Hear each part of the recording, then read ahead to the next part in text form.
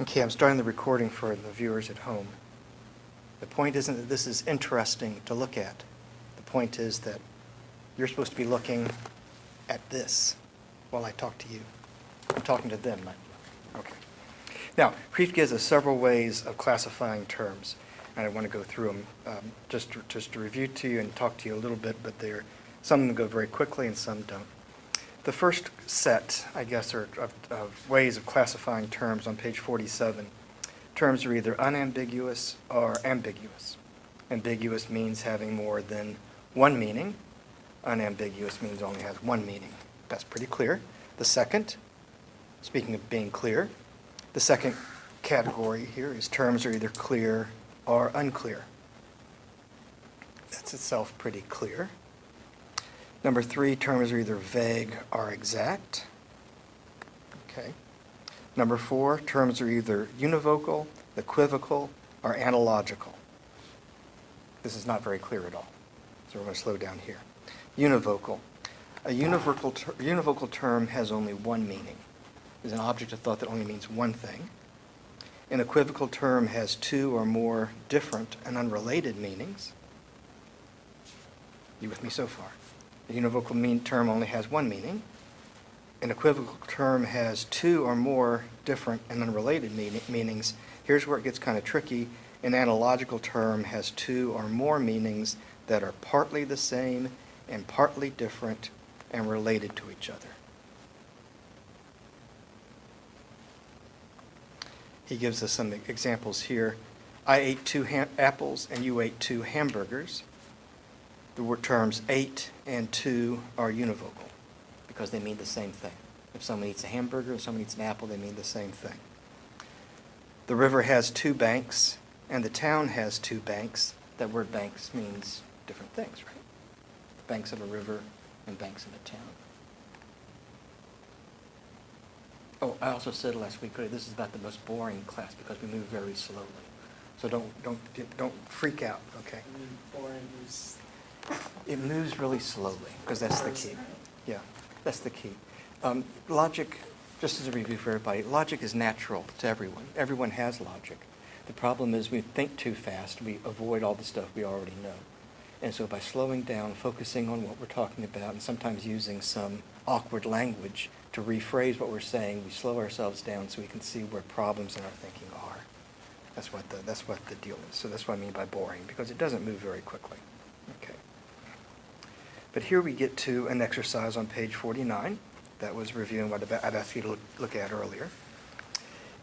Classify each of the underlying terms as univocal, equivocal, or analogical. Let's start with the first one. I'll go first. I love ice cream, and I love you too. The term that we're looking at is love.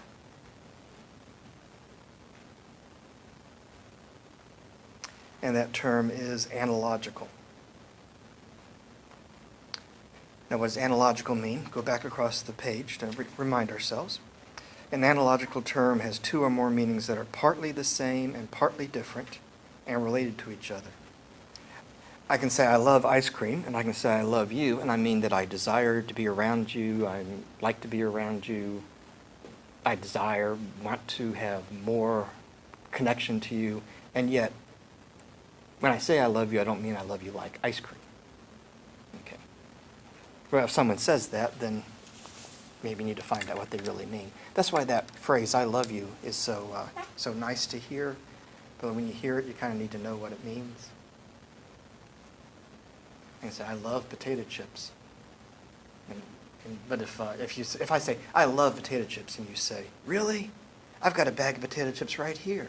And I said, oh, you do you?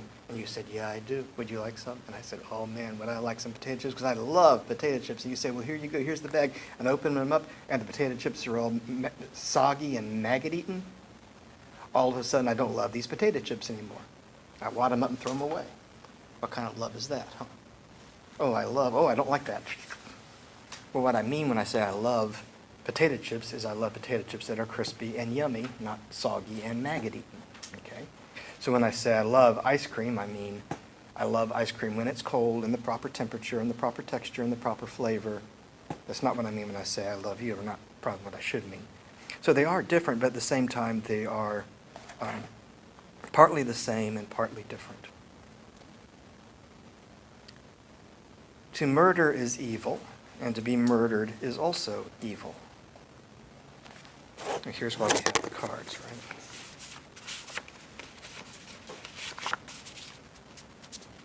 Colin, up to the plate.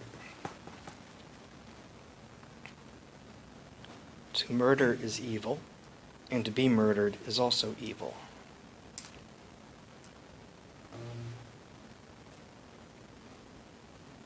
I'm gonna say, kind of want to say analogical, but then I'm thinking univocal too. I'm a little stuck there. Okay, well, let's work through it then. Is someone who murders somebody evil? Yeah. Yes. Okay. Helps you out there. Okay. You agree with me? Yes. Okay. I don't need to call the cops? No. Okay.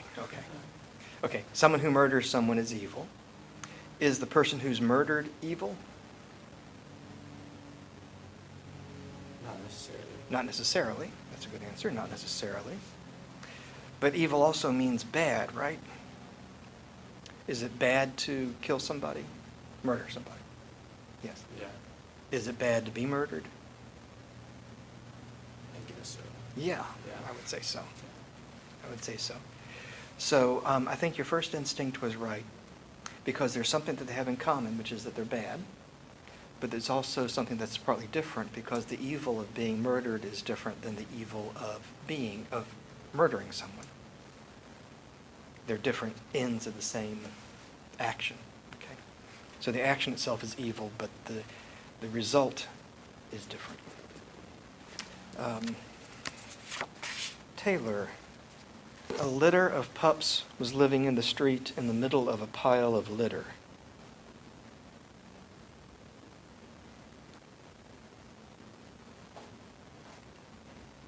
The term is litter.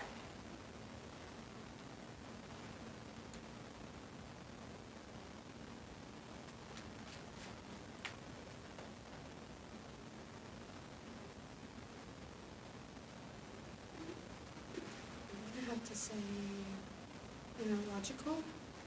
Why do you say that? Because both letters are like small. Like a small litter of pups is living in the street in the middle of the middle of a pile of litter. Like small pile of litter. I see your reasoning. But they're both kind of different. But they mean about the same. I see your reasoning there. I would say that I had a dog about 6 years ago who had a litter of 13 pups, and she would disagree with you that a litter of pups is small, because she had a lot of them. We had to build a wall around her bed so that she could get out and have adult time, because 13 pups were driving her nuts. She'd jump out and walk around the yard and then come back. Yeah. I see your reasoning there. Well, again, can we have a lot of litter? Yes. Okay, we can have a lot of litter. I see your reasoning. I think the best answer there would be equivocal, because the words are spelled the same, but they really do mean different things. A litter of pups isn't the same as trash.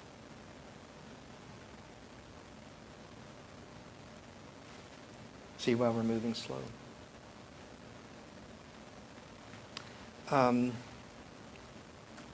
Cody, see if you take this one for us. 2 customers paid $200 each for 2 chairs 2 days ago. Well, that's all the same. It's all the same. So it would be univocal. Univocal. It's all the same. Mathematics is always univocal. Okay? There's no way that 2 can sometimes mean 3 or sometimes mean 4. There's no way that 2 and 1 mean kind of the same thing and not the same thing. So numbers are always univocal. Okay, Cameron, you know you're up next. Number 5. After I digest this logic course, I'm going to digest my dinner.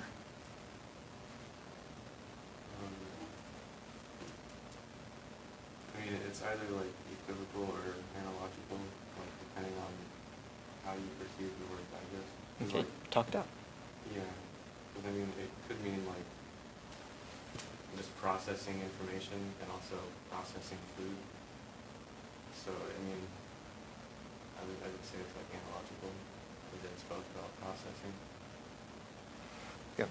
Our sticking point here is going to be choosing between equivocal and analogical, but I think that's the higher answer, the better answer is to go with analogical. Because digesting a course and digesting dinner do mean different things. But they do also mean processing, absorbing, making something become a part of you, and so in that sense it would be analogical.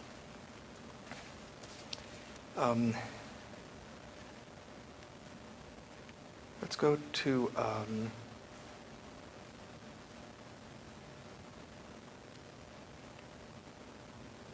I'll do number 9. The candidate who is running for governor was running after a bus. This is another one, just like the one Cameron just answered, where you have the words, they do mean very different things. Running after a bus is very different from running from governor, but at the same time it involves moving quickly towards a goal, having an end result that you have in mind. So analogical would probably be the better answer. Okay. Number 10, Taylor, take this one.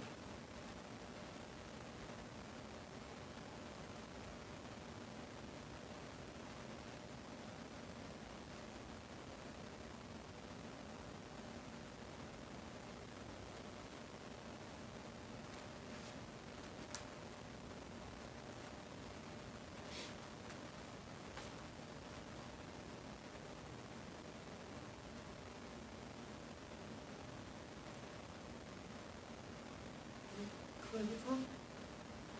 I would say equivocal. I would say equivocal. With my hands, I changed the hands of the clock. Now, I suppose there could be a case for arguing that the hands of the clock are named for hands. I don't know if that's the case or not.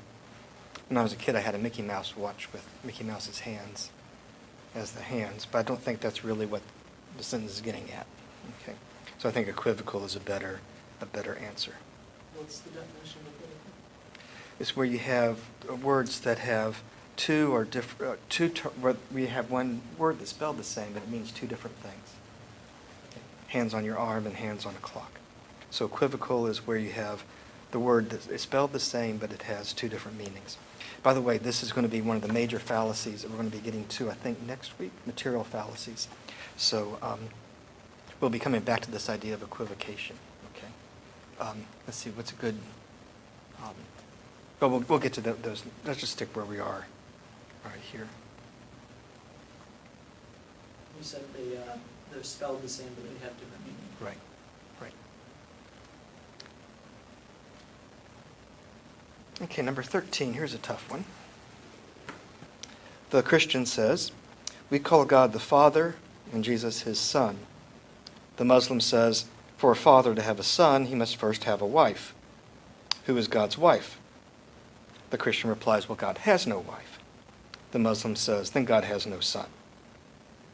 This is the digest of digest, to use that word, a summary of a longer conversation. Okay. We call God the Father and Jesus his Son. To which the Muslim says, for a father to have a son, he must first have a wife or at least a woman involved. Okay. Who is God's wife? The Christian says God has no wife. The Muslim says then God has no son. The first question we're asked is, which of the three underlined words is used univocally by both sides here? This one's going to be a free-for-all for all of you. Which of the three underlined words is used univocally by both sides? I think it seems like all of them kind of are. I would say wife. I think wife is the better answer, because the Muslim says for God to have a child, he must have some woman involved, and the Christian says, well, God doesn't have a woman involved. And so in that sense, they're using that word wife univocally to mean the same thing. Which of the three underlined words is not being used univocally? Oh, yeah. When they say God the Father, that's like analogical because it's not exactly the same, like. Right. And the same for son. Okay, all right. Here we have a basic distinction between Judaism, Christianity, and within Christianity, Catholicism and Protestantism and Islam. Within Judaism and Christianity, theological language can be analogical.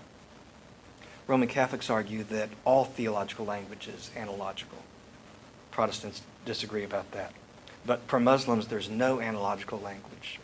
And so when the Quran says exactly what the Muslim writer says here, that God cannot have a father, God cannot be a father because God does not have a wife, there's no room there for understanding what Christians would be saying by using analogical language, which is one of the difficulties of It's like communication. One is thinking in material, one is thinking philosophical.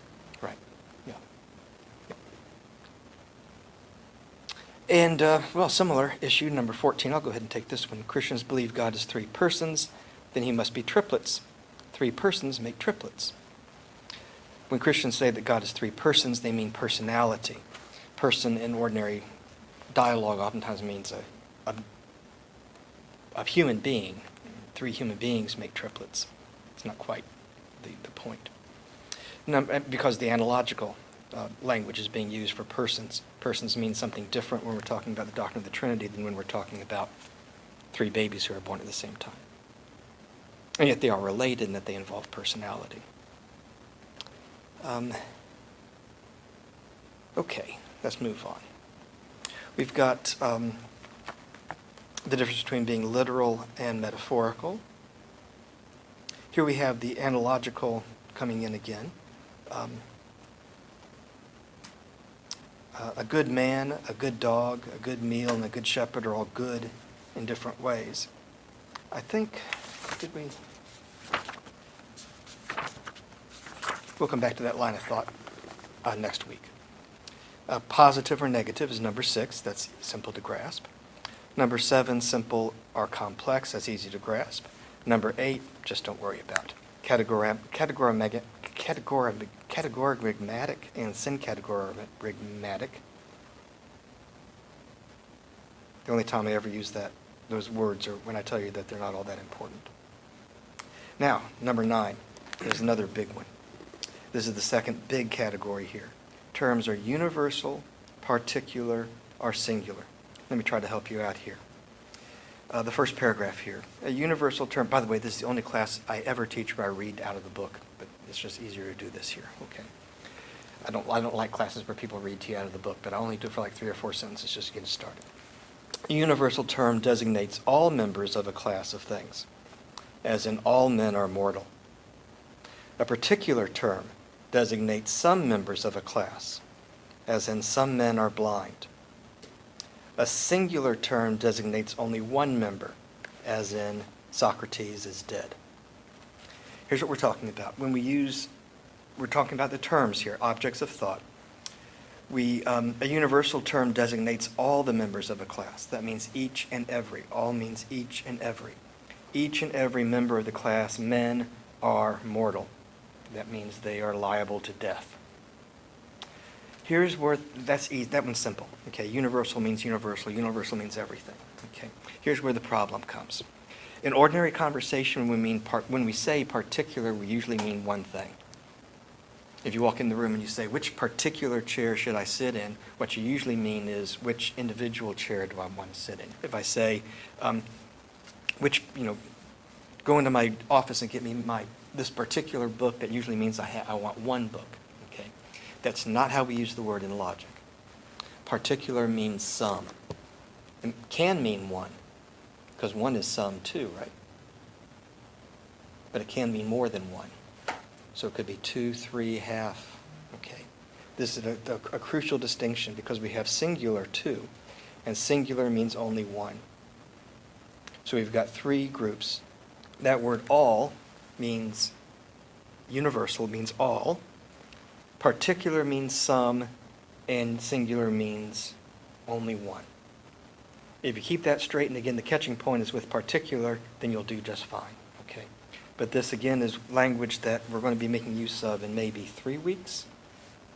I think in about 3 weeks, we'll be making heavy use of this, and if we don't get that down at the start, we'll be kind of lost. Now, Kreeft gives us some advice at the bottom of this set of paragraphs here. When there's no word like all or some, and I'm in the middle of the last paragraph there, when there's no word like all or some before the subject of a proposition to indicate whether the subject term is universal or particular, a good rule is to interpret it as universal if the predicate belongs to the subject by nature, i.e., by the nature of the subject, and to interpret it as particular if not. What's that mean? That means that what we're talking about is if the statement applies to all men by nature or just to some men. He gives us some examples. Men are mortal. Men is universal because all men, all human beings, are liable to death. When we have the sentence, men are unreliable, that is particular. Because what we're saying is, as a rule of thumb, men are unreliable, but it doesn't belong to the nature of men. So there, men are unreliable. We would translate that into logical language as some men are unreliable. Brain hurting yet? You with me? The big deal here is universal means all, particular means some, singular means one. Let's do a few here. Exercise. Tell whether the subject of each of the following propositions is universal, particular, or singular. So we're dealing with the subject of the sentence. The first one, only a few planes came back. Carmen, is that universal, particular, or singular?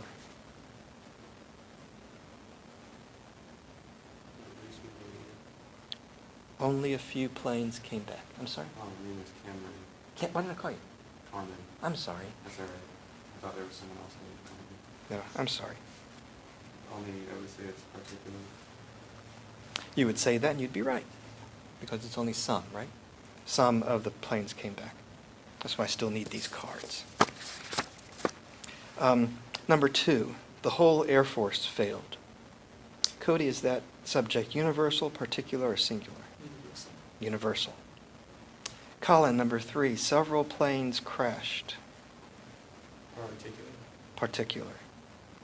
Taylor, the pilot brought no parachute.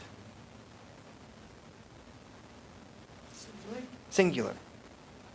Number 5, nobody could have survived. Cameron. Universal. Universal. That's right. Because the subject is nobody. That means nobody within the group, which is nobody. Universal applies to everybody. But it's a could, so could it be a particular because it's not for certain? Is that a projection? Would it be, I'm sorry, particular? Yeah, because it's more of a projection than for certain. Yeah, that's a good question. Here's why it's universal. The could is part of the predicate. Let me go up to the board for a second here. Here's where we're going to get awkward, use our awkward language.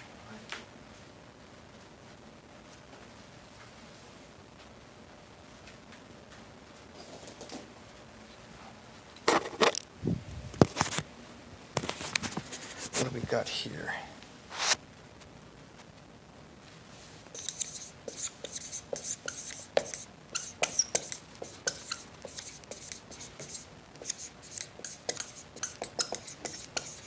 Could have surprised. What am I doing?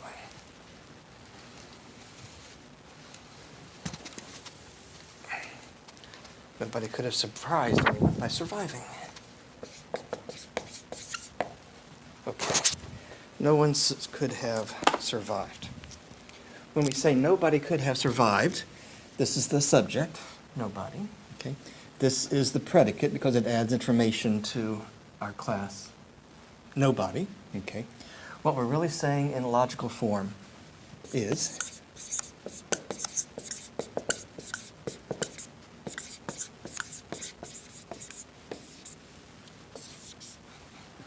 that which is nobody is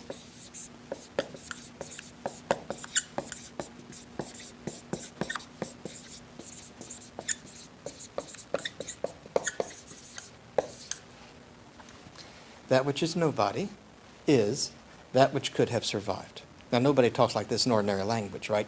They'll Baker Act you downtown if you start going around town talking like this, okay? But that's really what we're saying, okay?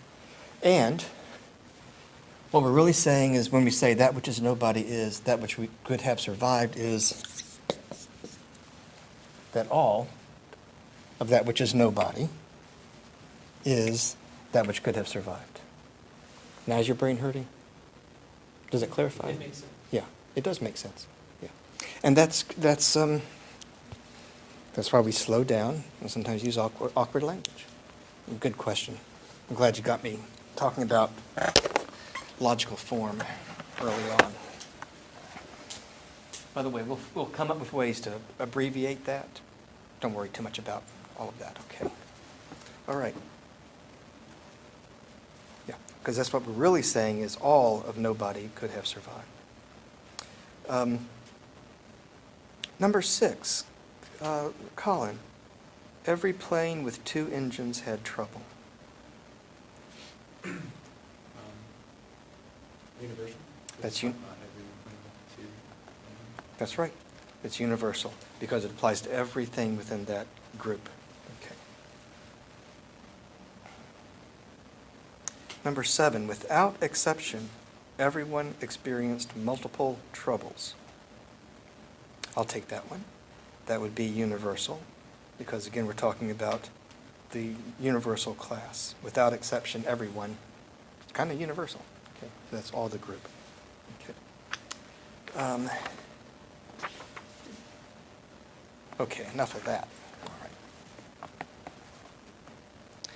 right.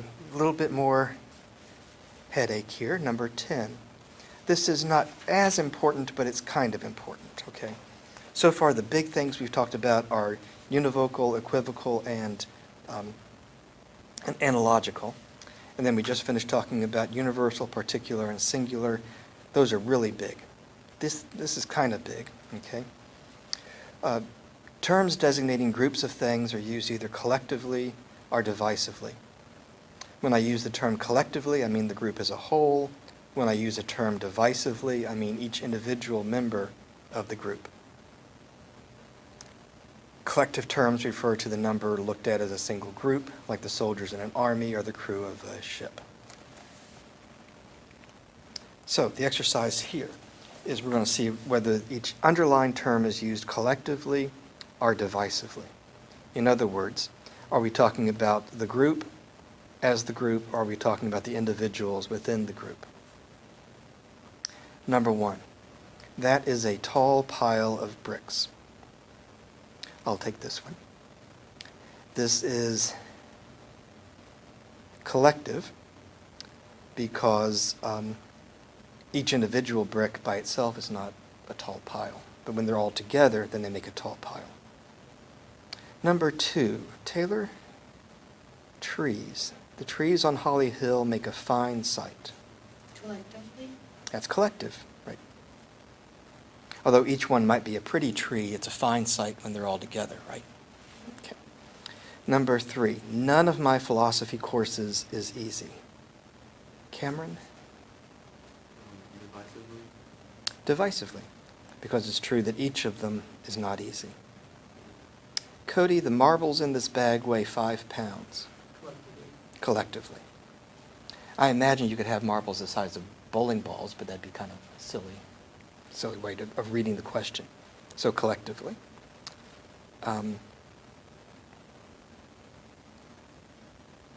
Number 5, men have a soul. This would depend on your view of souls and human beings. I know Kreeft would say that men have a soul is divisively that each individual person has a soul. People from what we in the West call Hinduism or Buddhism might disagree and argue that all human beings have the same soul. In that sense, it would be collective. Number 8, Native Americans are disappearing, and you are a Native American, therefore you are disappearing. That's an argument. What's the problem with the argument? the term Native American. The first use of the term Native American, is that collective or divisive? That's collective. As a group, Native Americans are, at least this person is claiming, disappearing in terms of shrinking as a percentage of the population. I'm not sure that's at all true, but that's what the person is saying. And you are a Native American. What is the use of Native American there? Divisive. That's divisive. Okay. So that's what makes it a bad argument, because the terms are not the same terms. The term is being used collectively the first time and divisively the second time. Did you catch that? All right. This is really an example of being equivocal. The words are spelled the same, but they mean something different, and the meaning is the first time it's being used, it's used collectively, and the second time it's being used divisively. You see how that's actually equivocation? Because they're being used to mean different things, even though they are the same words. Number 9 is the exact same problem, and see if you see that this is the exact same problem that we have in number 8. Number 9, the Cubs have lost for over 80 years in a row, and Sammy Sosa is a Cub. Therefore, Sosa has lost for over 80 years in a row. Well, it's the same problem. See, the first time it's being used collectively, and the second time it's being used divisively. Number 11 is not worth, we don't need to go into. Number 12, we don't really need to go into. I'm not saying these aren't important. Do take a look at them, but I don't think we need to review them in class. Now, before we have too much of a headache, let's do at least some of the exercises on page 53. We're supposed to explain what the problem is with the sentences, explain and resolve the ambiguities in the following. Let's do number 2. Here we have an argument. Cancer is made of human cells, and whatever is made of human cells is human, and what is human should not be killed, so cancer should not be killed.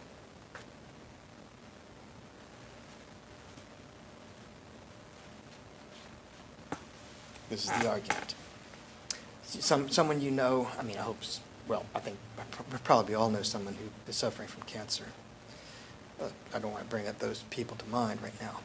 But someone is suffering from cancer, and they come to a group of friends, and they say, well, I think I'm going to take chemotherapy and kill these cancer cells. And one of the friends says, cancer is made of human cells, and whatever is made of human cells is human, and what is human should not be killed, so cancer should not be killed. Which is a holistic approach. It's A really, holistic approach? yeah. What do you mean by that? It's kind of a less polarizing way to deal with illness. It's like the health food version, like supplements and stuff like that. Okay. Okay. What are the ambiguities in the use of the terms here? I would say the word human is like, they're using it to refer to like a whole human, saying like you shouldn't kill a person, so you shouldn't kill parts of a person. That's it. So, it's in a way now that word human is being used collectively in one sense and divisively in the other. What it's being used is, human is being used as an adjective to describe the origin of the cells. Whatever is made of human cells is human, and what is human should not be killed. In that sense, human is being used as a noun, right? That human should not be killed. And so the ambiguity is that we're equivocating on the word human. In one sense, we use human to mean where it comes from. These cells are human. And on the other side, we're using human as a noun to say that human beings should not be killed.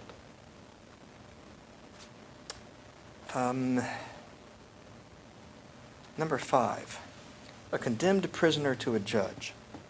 You're a bad man, Judge. You're terribly judgmental. Colin, if you were the judge, what would your response be?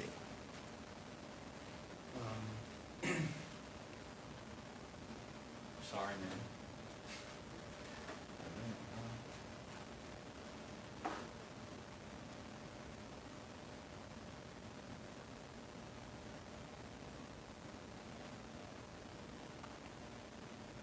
What term should we be focusing in on?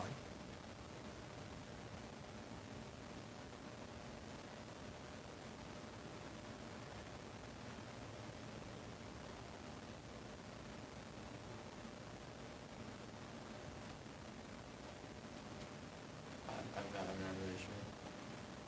Okay. Taylor? What term should we be focusing on? The prisoner says, "You're a bad man, Judge. You're terribly judgmental." The judge? Judge?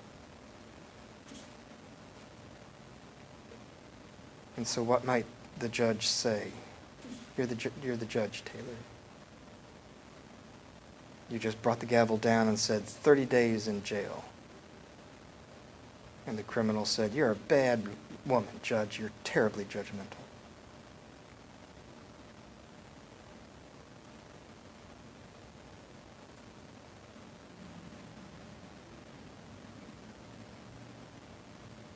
There is Colin's approach to say, "Sorry, man, have the bailiff haul you off," but we're going to give a response. Okay.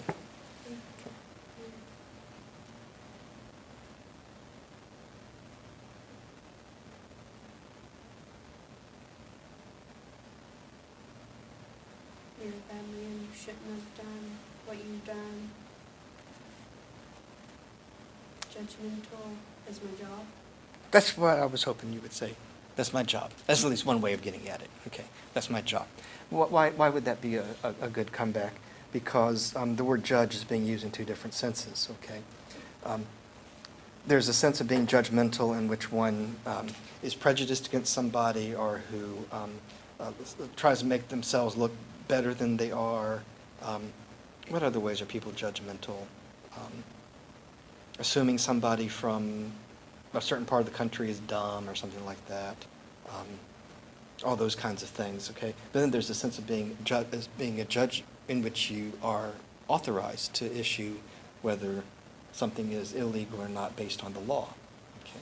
So that the first sense of being judgmental is subjective. It's up to someone's opinion, but a good judge makes decisions based on the law.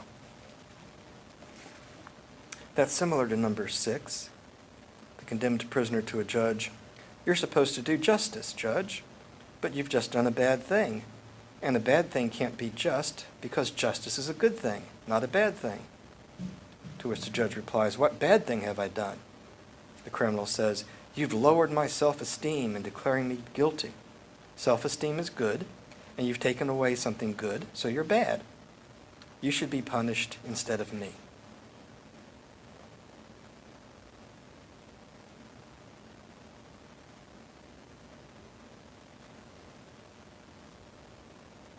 It's very similar to what we just had, isn't it? Let me see, how would I phrase that?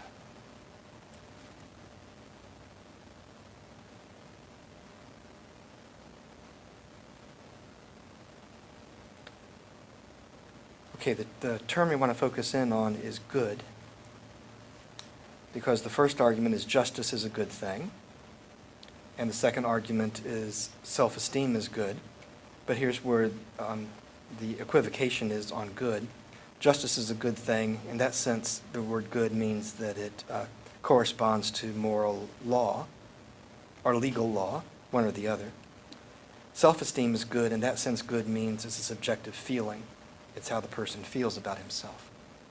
And so justice is good when it matches up to moral good, and self-esteem is good when it matches up to feeling good.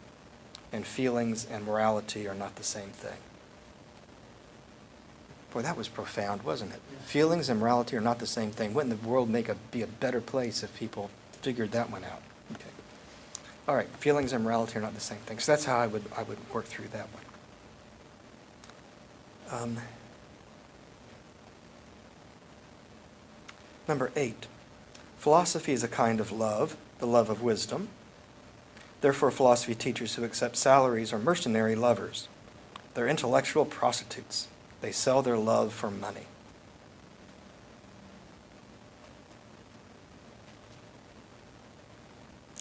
What term should we be focused on here? That's a free-for-all for anyone. Love. Love. Love is the operative term here. Okay. And I would say that the kind of love that prostitutes sell and the kind of love that philosophy teachers pursue, that use of word love there is analogical. We're back to what was it? I forget what. Ice cream and I love you, okay? The same argument, all right? There are different kinds of love. They're partly related to each other in the sense of desire, but they're very different from each other.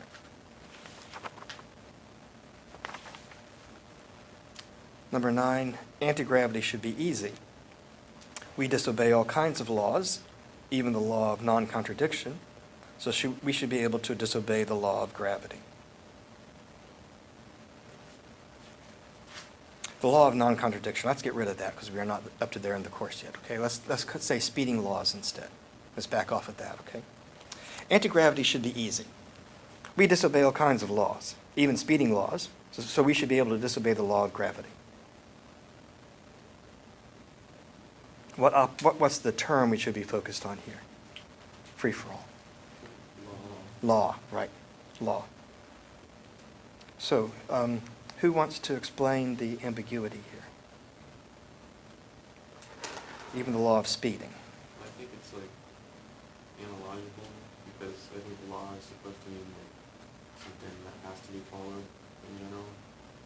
And then, but, laws of legality, even though they use the word law, that's something that has to be followed, we can still break those. I mean, it just depends on Yeah. if you see law in a science and legal sense, the same thing. Okay. Yeah, that's it. That's it. Analogical. The laws of nature, like the law of gravity, describe what happens. The laws of speeding describe what should happen. In a way, they're the same because they describe what should happen. But the laws of gravity are different kinds of laws than speeding laws. Laws of gravity describe what does happen. Laws of speeding describe what should happen. Those are different things. How can we claim to define ambiguity? This is number 10. How can we claim to define ambiguity? It can't be done, because to define anything is to take its ambiguity away. But if you take the ambiguity away from ambiguity, it won't be ambiguity anymore.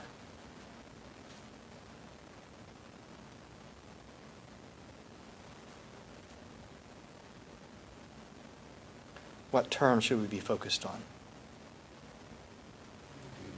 Ambiguity. See, you're catching on, aren't you? When the term gets used more than once, that's the one we want to focus on. Okay, ambiguity. How can we claim to define ambiguity? It can't be done, because to define anything is to take its ambiguity away. But if you take the ambiguity away from ambiguity, it won't be ambiguity anymore.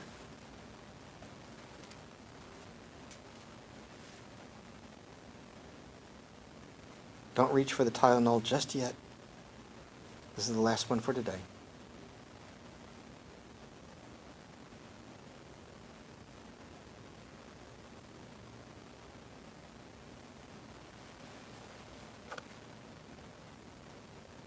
Anybody who wants to jump in can jump in.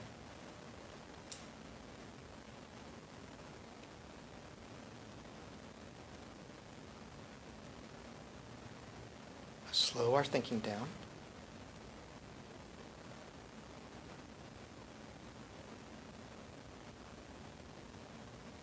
I feel like it's trying to, in a way, separate like the word ambiguity from the concept of ambiguity. Right. What fancy term could we use here? It's analogical, right? I would say it's equivocal, but we're there on that fuzzy line again Yeah. between equivocal and analogical. But we got the same idea, right? In the first sense of the word, the first use of the term ambiguity is the word ambiguity, and the second is the meaning of ambiguity. Okay, so if we slow it down, how can we claim to define the word ambiguity? It can't be done, because to define anything is to take its ambiguous meaning away. But if you take the ambiguous meaning away from the word ambiguity, it won't be the word ambiguity anymore. We could work that out on the board, but you get it? We're talking about the concept of ambiguity and the word ambiguity, and those are different things.